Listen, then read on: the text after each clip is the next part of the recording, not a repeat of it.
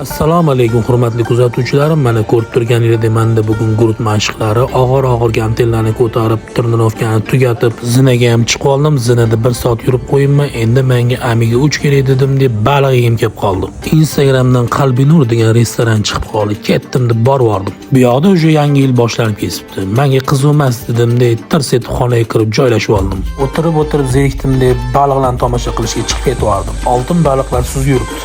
Jo'ro bittasini ushlatdi, tanasidan judo qildi va oltin baliqchamiz jizillab pishdi. Jo'ro uni maxsus baliq tarelkasiga joylashtirdi va mana oltin baliqcham chiroyli razdachamni yetib keldi. Buxankani maxsus sousga botirib, ko'katlar bilan yeyishni boshladik.